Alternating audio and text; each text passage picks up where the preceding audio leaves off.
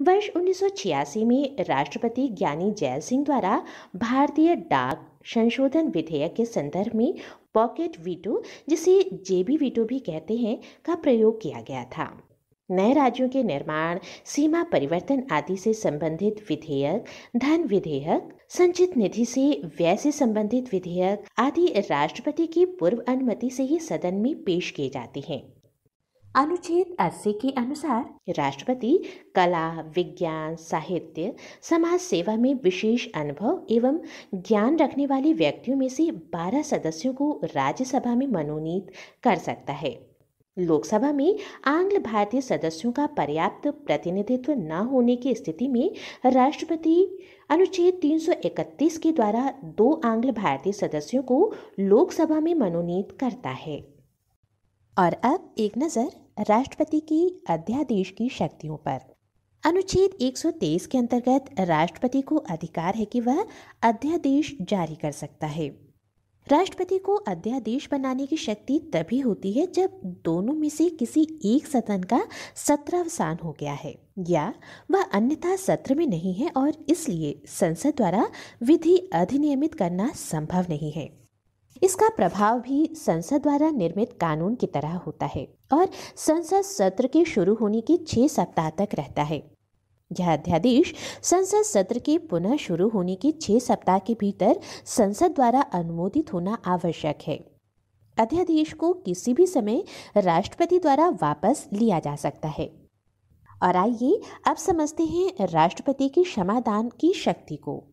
अनुच्छेद 72 के तहत राष्ट्रपति को किसी व्यक्ति के दंड को क्षमा करने, दंड कम करने, दंड के परिहार व विराम का न्यायिक अधिकार प्राप्त है। राष्ट्रपति द्वारा क्षमादान याचिका रद्द करने पर भी वही याचिका दूसरी बार नहीं दाखिल की जा सकती है। राष्ट्रपति के सैन्य अधिकार। राष्ट्रपति तीनों सेनाओं यानी थल सेना, वायुसेना और नौसेना का सर्वोच्च कमांडर होता है। वह थल सेना, वायुसेना तथा नौसेना के प्रमुखों की नियुक्ति करता है। भारत के राष्ट्रपति की कूटनीतिक शक्तियां इस प्रकार से हैं। अंतर्राष्ट्रीय संधि एवं समझौते राष्ट्रपति के नाम से ही किए जाते हैं। राष्ट्रपति भारत में विदेशी राजदूतों की नियुक्ति का अनुमोदन करता है। और आइए अब समझते हैं राष्ट्रपति की आपातकालीन शक्तियां। भारतीय संविधान के भाग 18 में अनुच्छेद 352 से अनुच्छेद 360 तक आपातकाल से संबंधित प्रावधान उल्लिखित हैं। राष्ट्रपति को 3 प्रकार की आपात घोषित करने के अधिकार हैं। अनुच्छेद 352 के तहत युद्ध या बाह्य आक्रमण या सशस्त्र विद्रोह की स्थिति में। दूसरा, राज्यों में संवैधानिक तंत्र के विफल होने की स्थिति में अनुच्छेद 356 के तहत। और तीसरा और आखिरी, वित्तीय आपात की स्थिति में अनुच्छेद 360 के तहत। आइए अब समझते हैं राष्ट्रपति की परामर्श की शक्ति को। अनुच्छेद 143 के तहत राष्ट्रपति किसी सार्वजनिक महत्व के विषय पर सर्वोच्च न्यायालय से परामर्श ले सकता है, परंतु परामर्श मानने के लिए वह बाध्य नहीं है। और आइए अब समझते हैं उपराष्ट्रपति। उपराष्ट्रपति का पद देश का दूसरा सर्वोच्च पद होता है। अमेरिका के उपराष्ट्रपति के तर्ज पर भारतीय संविधान में उपराष्ट्रपति पद से संबंधित प्रावधान किए गए हैं। अनुच्छेद 63 के अनुसार भारत का एक उपराष्ट्रपति होगा। उपराष्ट्रपति का निर्वाचन। अनुच्छेद 66 के अनुसार उपराष्ट्रपति को संसद के दोनों सदनों के निर्वाचित और मनोनीत सदस्यों के निर्वाचक मंडल द्वारा चुना जाता है। उपराष्ट्रपति की योग्यताएं। उपराष्ट्रपति पद के लिए व्यक्ति को भारत का नागरिक तथा 35 वर्ष की आयु का होना चाहिए। वह राज्यसभा का सदस्य बनने की योग्यता रखता हो तथा किसी लाभ के पद पर न हो। उपराष्ट्रपति के चुनाव के नामांकन के लिए उम्मीदवार के लिए कम से कम 20 प्रस्तावक और 20 अनुमोदक होने आवश्यक है। ध्यान देने वाली बात यह है कि इस प्रयोजन के लिए कोई व्यक्ति केवल इस कारण से कोई लाभ का पद धारण करने वाला नहीं समझा जाएगा कि वह संघ का राष्ट्रपति या उपराष्ट्रपति या किसी राज्य का राज्यपाल है अथवा संघ का या किसी राज्य का मंत्री है। उपराष्ट्रपति की पदावधि। अनुच्छेद 67 के अनुसार उपराष्ट्रपति की पदावधि सामान्यतः 5 वर्ष होती है। इससे पूर्व भी वह किसी भी समय अपना त्यागपत्र राष्ट्रपति को दे सकता है।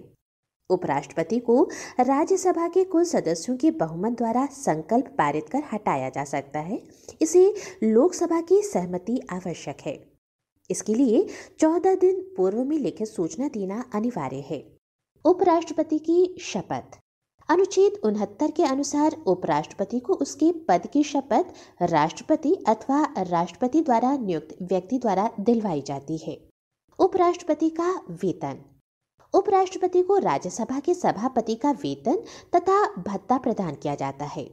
राज्यसभा के सभापति का वेतन वर्तमान में 4 लाख रुपए प्रतिमास है। ध्यान देने वाली बात यह है कि जिस अवधि के दौरान उपराष्ट्रपति राष्ट्रपति के रूप में कार्य करता है, उस दौरान वह राज्यसभा के सभापति को दिए जाने वाले वेतन या भत्ते का हकदार नहीं होगा। उस दौरान उसे राष्ट्रपति का वेतन प्राप्त होता है। उपराष्ट्रपति की शक्तियां एवं कार्य।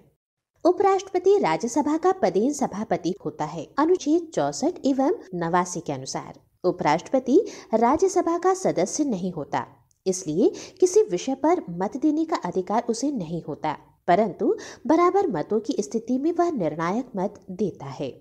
जब राष्ट्रपति का पद उसके त्यागपत्र, निष्कासन, मृत्यु अथवा अन्य कारणों से खाली होता है, तो उपराष्ट्रपति कार्यवाहक राष्ट्रपति के रूप में कार्य करता है।